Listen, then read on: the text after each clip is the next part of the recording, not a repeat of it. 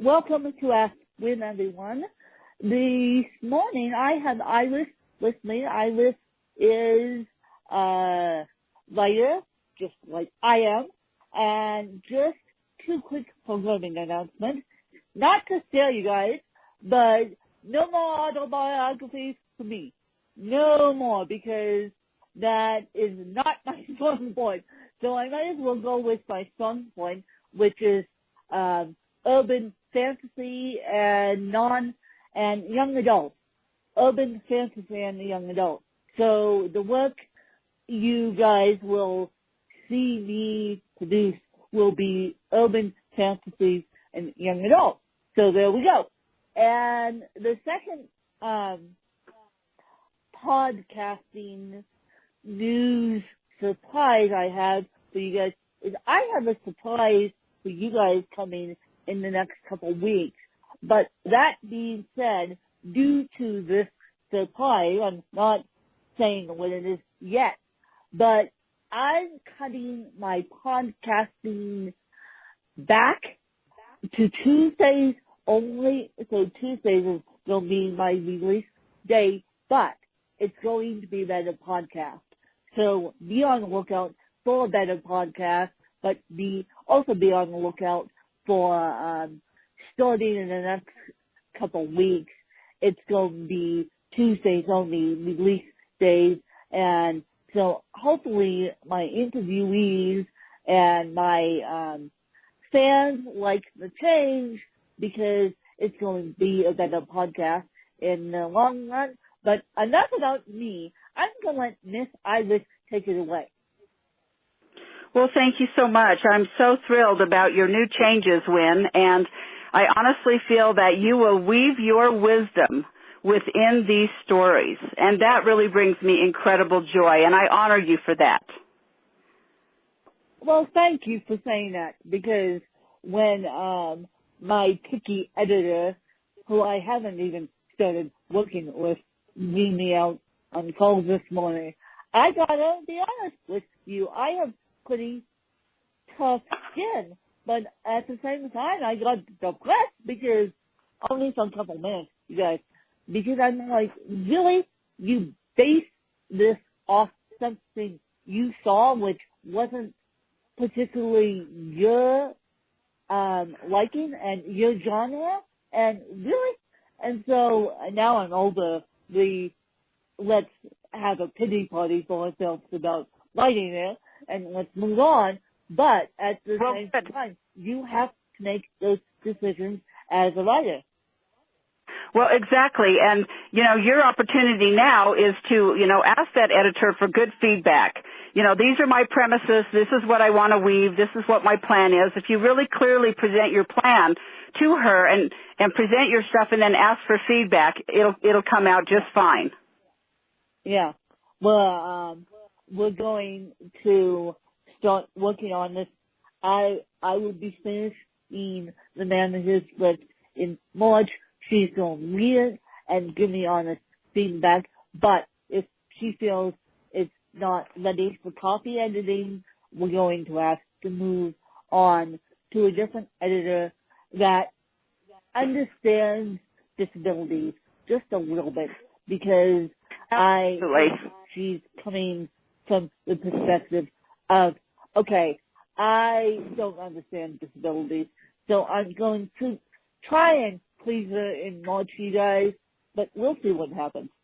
So, it'll all end up fine in the long run, and I'm always happy to look at your stuff, too. I love to write, as you well know, and I weave a lot of wisdom and a lot of humor and a lot of honoring and joy into the work that I do, and if I could assist you in any way, I'd be honored.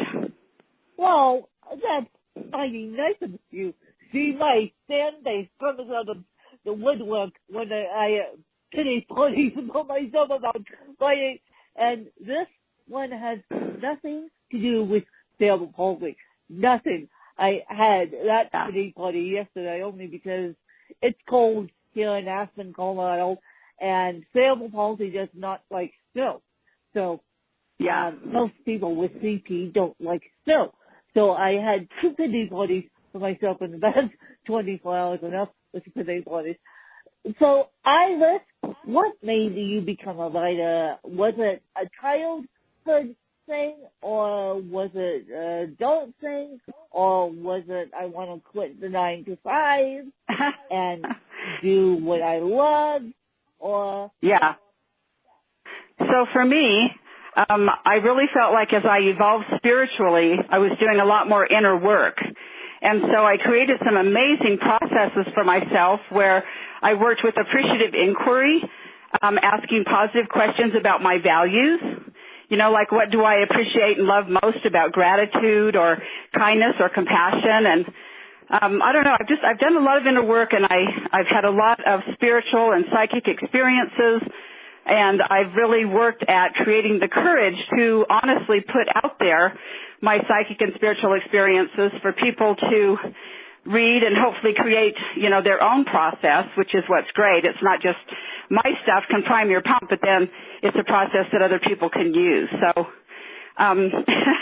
it's a way for me to tell my own truth. And as you know, my primary business, Anonymous Expressions, I send out anonymous or otherwise honoring awards to people that they receive anonymously. So I send like Gifted and Talented Child Awards, you know, Honorary Caregiver of Light Awards, Loving Kindness Awards, and it's a total thrill for people to receive these huge envelopes in the mail with these colorful, beautiful awards. And so that brings me incredible joy. We did talk about this a year ago. Geez, I believe. I forgot. We did. That I introduced. Yes, we did. And then I also have a line of sassy awards that are like honest wake-up calls for people, and they're really funny. I have everything from beneficial bullshitter to master of con artistry, coercive coworker, morbid martyrdom. Oh, God. Oh, God, I love it.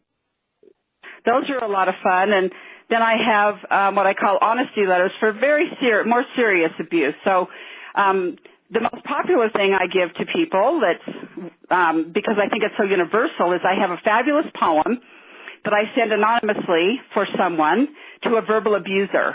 And it's a powerful poem in its simplicity, but it nails verbal abuse. And I've helped people create, you know, what I call honesty letters, and you do it from a universal perspective, and there's a beautiful outline that kind of helps walk people through the letter. And, boy, that's been really powerful for a lot of people. And I've actually had these people I had one woman calling me in tears from Oklahoma saying that I sent that to her brother-in-law, and she wanted to tell me what happened. And she said that at first he was pissed off and defensive and asked his wife what the hell was this shit. And then the next thing, about 3 days, she called me about a week and a half later and said that he said to her, you know, I'm wondering if maybe one of the kids talked to one of the counselors at school, and I'm wondering if the school sent this to me. And she said, that's a good possibility. And that old boy found kindness. He found kindness, he found balance, he found self-control he never knew he had. And she called me and cried and said, thank you so, so much. This change is amazing, and I love my sister, and I love those children. And I said, you're welcome. And then I honored her for being part of the solution to the problem and having the courage to anonymously send a message. It's not about you. It's about telling the truth in a detached, you know, clear way. And if you can do that with humor, that's nice too. It helps it land a little easier. Yes. So, okay. You had that business, which we talked about a year ago now, and so it's just when you go way back in the archives and listen to Iris's original interview, you can. You're more than welcome to it. But for Iris, the writer, do you write books, or is it part of this business? Well, it's actually all of it. I've written not only all of these honoring awards and these sassy awards and these honesty letter examples. I've also written several fabulous ebooks. One is called Ranting of a Psychic Grandmother, that tells the truth about a psychic spiritual experience I had and what it inspired me to do. And I have the Leave a Legacy of Wisdom, which is a fabulous ebook. It's a process to inspire sharing your stories, values, and insights. And it's really fabulous because it's a process where you ask questions about your values. And you become clear about what you love and appreciate about your values, what you would do if you had more loving kindness or compassion, what gets in the way. You know, I mean, it's a fabulous inner process. I first published it under the title The Oneness Process, which has a little bit different flavor, and then I have the other one, Leave a Legacy of Wisdom. But they're basically the same fabulous inner process where you ask appreciative inquiry questions about your values. And then I also, what else do I have?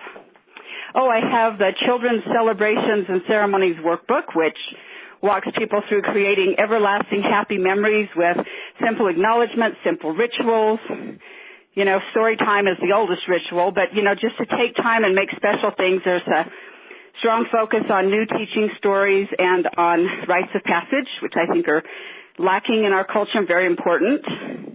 And when I had my Ranting of a Psychic Grandmother, Psychic Spiritual Vision, I honestly, in my experience, had indigenous grandmothers show up and talk to me, ask me these questions, you know, who will tell the teaching stories and who will, you know, help the kids grow up and change. And, I mean, it was just a powerful experience. And so this book, this Children's Celebrations and Ceremonies Workbook, is the book I created as a result of that powerful visionary experience. How cool is that? Now, all your work could be found on Amazon or through your website. I know that, the best place now. Yeah, the best place now that I'm just starting, that's just new for me and that I'm promoting, is on Etsy. So Etsy has all of that. And the other thing I've written that's really super popular that's also on Etsy is my Empowering Mayan Astrology Soul Path readings. So those take your calculations from Mayan astrology, and I have written my own visionary interpretations, and I created them in an empowering style so that the language allows you to actually claim, you know, what it is that you have the potential to claim and do. And it's actually kind of a vision of who you're meant to be according to ancient Mayan astrology in your highest possible expression. And those are also on Etsy. Those are also on Etsy. So the awards on Etsy, I said to you... Yeah, those are on Anonymous Expression. Yeah, the awards are all found on anonymousexpressions.com. Okay. I said to you a year ago I would do it for someone, and I still haven't done it. And that... Well, and I would love to gift that. I would love to gift you an award to send to someone. And the nice thing is, because postage is my biggest expense, if there's more than one award that could go to the same place, I would love to create a couple of awards and have them sent to anywhere you want. You just email me, girlfriend, and it's done. I will. I have to now get this person's address and figure it out, because I don't know where her primary residence is. I don't know where this person receives mail, and this person that you guys happens to be a retired nurse that took care of me back in '87. She's now retired, and her friend, which I'm going to send 1, 2, 2. Her friend is still doing it, still taking care of babies, still to the day. The nurses retired, but the original doctor who took care of me, which eventually I'll bring on this podcast, she's busy and still doing it. I need to now email both of them and say, what's your primary address? And so, yeah, well, and the other these two women are significant in my life because they helped me along way back when, and it's like, oh my God.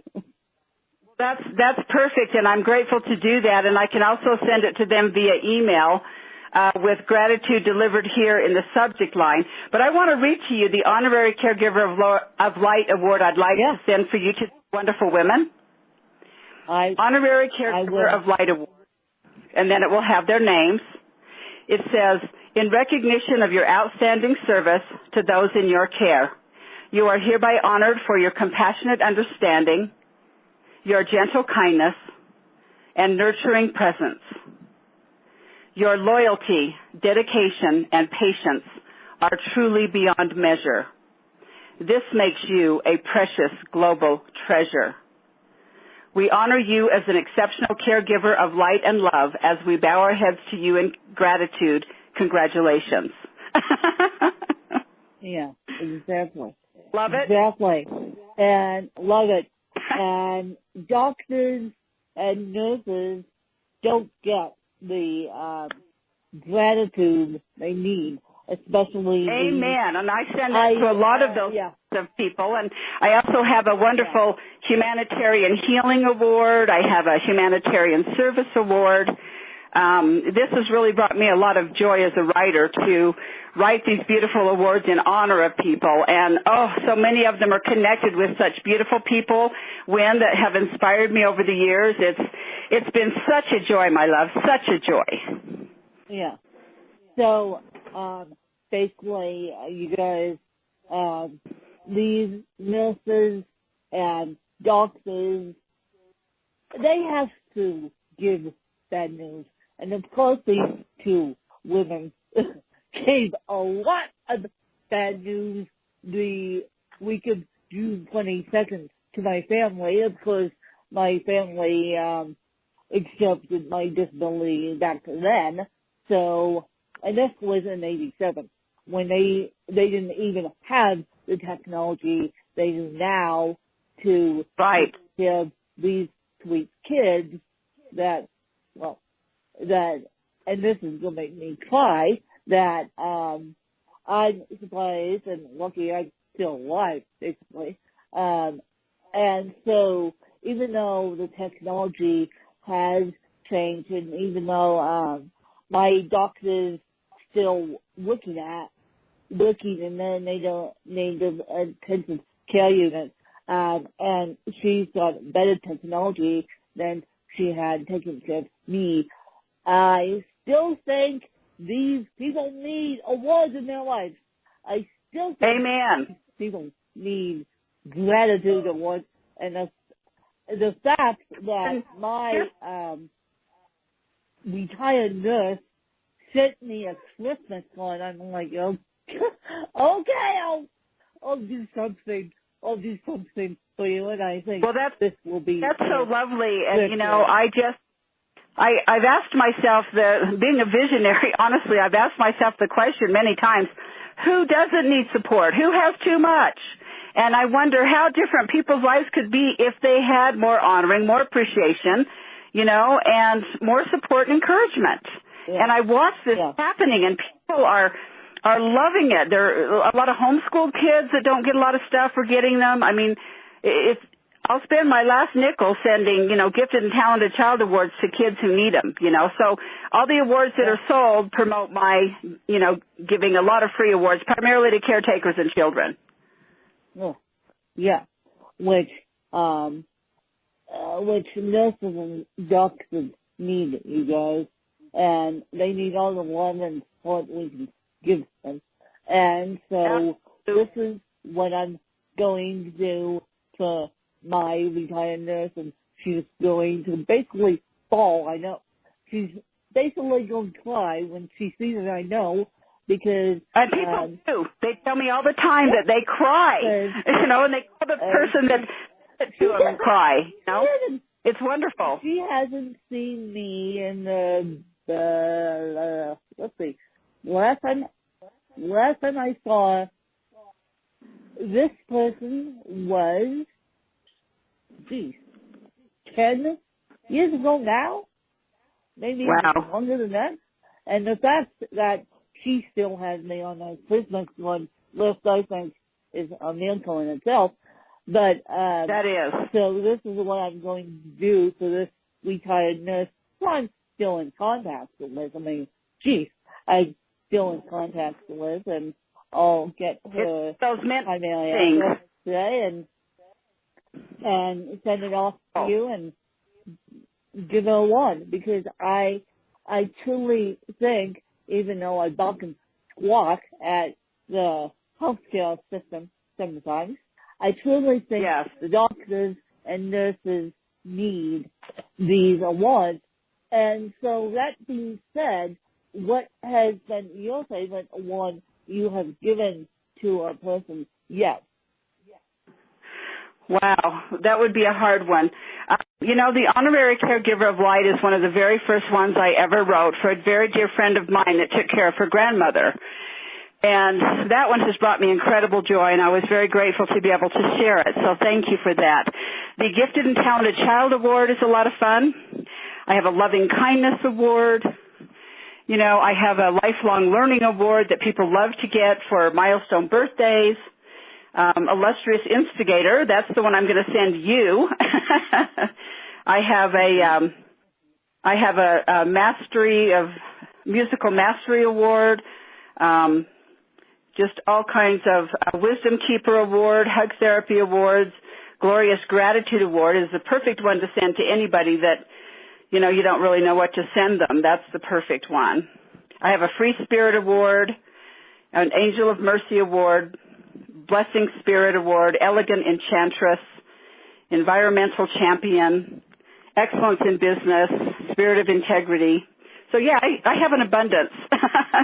And some of the sassy awards are fun, too. The Beneficial Bullshitter Award is very funny and benign. I have a Profound Pedagogue of Honor Award that is sent to a lot of teachers, counselors, professionals, professors, and that's been a ton of fun. And that's I would have to say that's probably my most creative and my favorite, because it's very honoring, but it's very funny at the same time. Yeah. Would you like to? Have you got a moment? Hear it? Yeah. No. Yeah. I've got a moment. Okay, let's see. Where is it? It's right here. Okay, here we go. Profound Pedagogue of Honor. And again, this is sent a lot to, I just sent it to a couple of people that are paleontologists at the Denver Museum of Nature and Science. I've sent it to a lot of professors. Profound Pedagogue of Honor Award presented to, with the person's name, in recognition of your dedicated service to the education and enlightenment of those of us who are less dedicated, educated, or enlightened, otherwise referred to as the rest of us folks. We honor your love of learning, your hugs, smiles of encouragement, kindness, and gratitude. We honor your happy smiles of joy when one of us gets but a glimpse of your seemingly effortless profundity. We honor your wisdom we honor your vision and ancient wisdom and the adorable way you preach it so clearly. We honor your passion for learning and the intensity of your face as you astutely make your point. We bless the pedestal we erect for you and upon which you stand. May your head cease to swell so that you may remain upright upon it. Gloating gloriously from a job so very well done, congratulations. Yeah. Do you love it? Yeah, I do. I think you need to come up with awards for editors that are picky and make them understand the light side of editing, or make them understand the disability aspect. You actually need to come up with award for those of us in special ed. Geez. I never thought as a special ed student I would be a teacher of special ed or ADHD or ADD. I never thought. Well, having this wonderful show where you share so much of your butterflies of wisdom, so this fits for you perfectly. So congratulations, darling. Yes. Well, thank you. Thank you for that. You're welcome. And so, people can find you on Etsy.com and give us your, just type in your name, Iris, and all, and is Yeah, so on your Etsy, Etsy store attached to your website? it's actually not yet, but Etsy has all of my ebooks, my inner processes, my Mayan astrology, and if you search Iris Barratt, Barratt, you will find my shop. Or if you search, Mayan astrology soul path or leave a legacy of wisdom, you'll find it. And then my website, where all of my awards are, is anonymousexpressions.com. That's ANONY, mouse, MOUS, no E, no, AnonyMouseExpressions.com. And you guys, I'm just going to the document talking about this. I know it's almost spring break, and I know we shouldn't be talking about teachers' appreciation gifts. Thank you very much.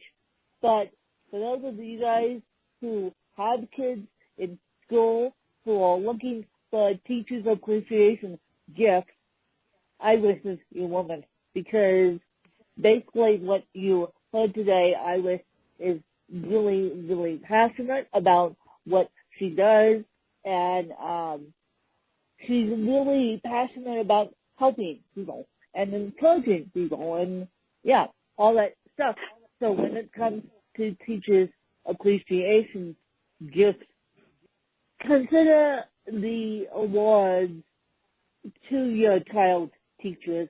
I mean, I have gotten wine in the past. I have gotten, but I myself have never gotten a award from a parent. Now the moment I say that, people will give me awards. But well, good. And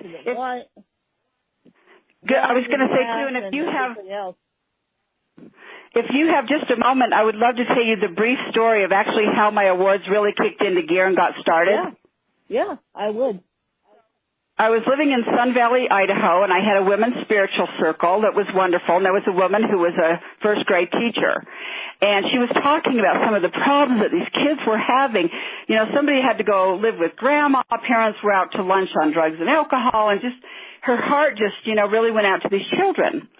So I created a Gifted and Talented Child Award, and it's wonderful. Very creative, very, very fun, if I do say so myself. And, of course, being the teacher, she had their perfect names and addresses, and so I put their full names on them. I think I did a little over a dozen to these different kids, and I sent them in the mail, and she called me about 4 days later in tears, saying, oh, my God, these kids, and the fact that it was an anonymous thing was such a surprise. They loved the element of surprise. Grandma didn't send it. The church didn't send it. The school didn't send it. Their best friend didn't send it, but it just came like as a voice, an honoring voice from the universe is kind of how they come. And these kids, it gave them a different focus. It shifted their self-esteem. And she just went on and on and on about watching these children over time from this one amazing anonymous gift, which I charge $13 to customize them and send them out. So it makes me really happy. So of how it's actually started was with the caregiver, my girlfriend first, and then I did this award for these kids. And I also did some awards. I was a speaker at an international peace forum at the University of Utah, and I made these beautiful international peacemaker awards for all of the other presenters and just put them in an envelope with their name and just stuck them out on the table.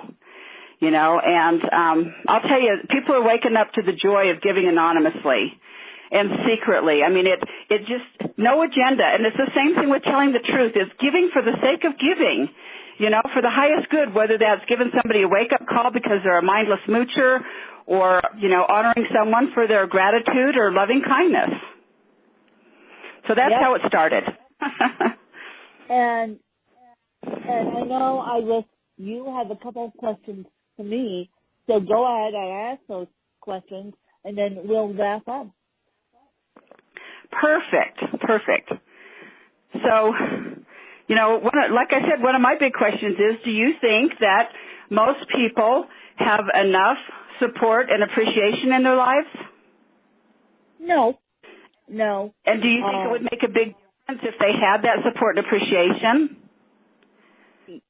Yes, because they, I don't think people do. I mean, as I said, and you guys know about my editor situation right now, and I called my ghostwriter after, which eventually I'll bring my ghostwriter on my podcast so you guys can hear her voice, and then she can explain more of what she does and how I craft my books.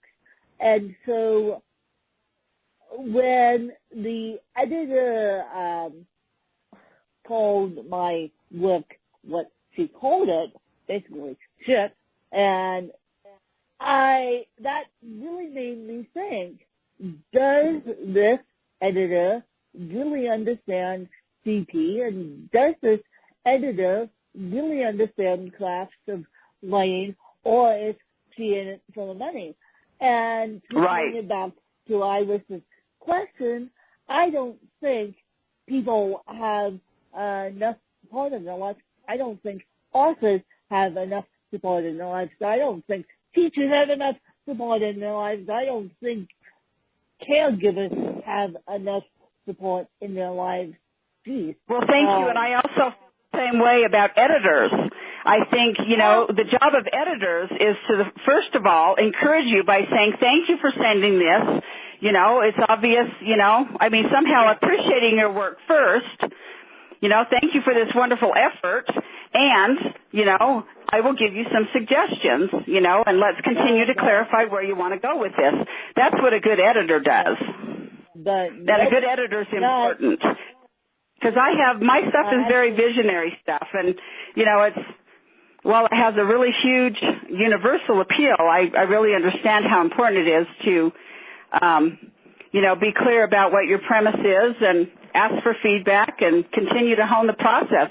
I'm excited for you, sweetheart. Well, I am too. I just have to see what this editor wants to do.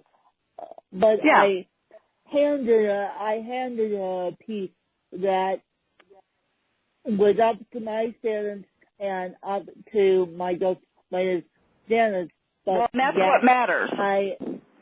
She wasn't into the whole cerebral palsy thing. I honestly think that she goes, you won't be working with me, and this is this morning, you won't be working with me, you'll be working with someone else on my team. Well, I almost said to her, do you give your team support, or just say, here, give them a paycheck? Because work-life balance is one of the key things, and supporting your team is one of the key things, you guys. I mean, absolutely right. You're absolutely right about that, sweetheart. And you know what? Good editors are a dime a dozen, so don't worry about that. I'm just excited for you to keep on keeping on. I love it. And so we'll see what happens in March. And then I'm meeting with another editor February 20th. It was supposed to be tomorrow, Valentine's Day, but my host schedule got changed. So I handed her also the same piece, which now I'm not working with the editor on anymore. But I hope that this editor who I'm meeting with doesn't say your work is shit, we can work on this. But right now I have an editor that doesn't trust my work right now, and this is the editor that is supposed to be getting the, as soon as the work comes through, on New York agent. So I'm like, well, then what I would do if I were you too is I would write a couple more examples of what it is you're doing. I think sometimes they need more information. So if I were you, I would just write a couple more, write a couple more good examples or whatever, and then present those and ask for feedback. Because that's the perfect thing. Give them the opportunity. And if they show up, great. And if they don't, there's a lot of different editors out there, sweetheart. Yeah. A lot of different editors. Yeah. So that's what I'm doing, and we'll see what happens in March. Well, yeah, and I'm excited about your upcoming surprise for your listeners too. Well, yeah. You guys don't know what they're tuning in to find out. Tune in to find out that I was just, but swinging back to Iris's original question, no, people don't have enough support in their life. No. People, like I said, people cry. It touches them so deeply to be clearly honored. So that's what brings me joy and keeps my creative juices flowing.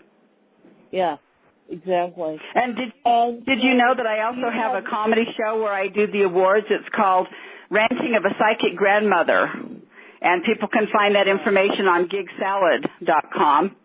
And it's really funny because, I complain about all the challenges, poke jokes at myself about being psychic, and then I pick people out of the audience, like a beautiful woman comes up for a Sassy Award, and I give her the Dastardly Dirty Old Man Award because she's so gorgeous, and I tell her someday you're going to need this, So I get the stuff out there in a non-threatening way, and then I also give certain people honoring awards, and it's just a ton of fun. I love it. I absolutely love it. And I know you had a couple more questions for me, but I want you guys to hear Iris's questions, and then we'll wrap it up. Good. So, I would like to know what you honor the most about yourself. And I think that I have to say honestly, Wynn, that by honoring other people in this profound way, I have learned how to honor myself. And when you honor other people and you honor yourself, you create this beautiful sacred circle of honoring that honestly can shift your reality. It certainly did mine. So I want to ask you what you honor and appreciate most about yourself. My never giving up spirit. My never giving up spirit. And luckily I have the inner circle that and trust me, guys, I had a person tell me originally in a writer's group that my work is shit. So I have heard that terminology before, and he also called my work the magic of self-publishing, which didn't impress me too much, but that was a long time ago, and this person is still apparently at writers group, but a lot of people have left the writers group because of this person, and a lot of people don't like this person, including me. So what else do you honor and appreciate about yourself? I love your sense of humor, for one thing. Oh, well, my sense of humor and my spirit cannot give up. I mean, giving up won't help. Right. So it's my spirit cannot give up. And I basically, as I talked about in the interview yesterday, which is out today, I basically talked about self-love with the interviewee and how I conquer self-love. And so I love the fact that I still have a winning spirit, despite that everything is not going in my favor right now for my books, but everything will work out. And so what I'm going to do is just be patient and let this project work itself out, and love just be in the process and not worry about. And love yourself in the process. Not worry about it. Yeah. You're right. Love yourself in the process. That's the most important thing. You're right. Self-love. Just love yourself through whatever process you're going through. And if I could get out my magic wand and help everybody claim that, I sure would. you know? Oh, yeah, you wouldn't be a rich woman if you did that. No, because a lot of people don't have the support that I wish they did, and I'm extremely lucky that I have the support, and with the supplies that I'm bringing to you guys, I will get more support than you guys know what to do with.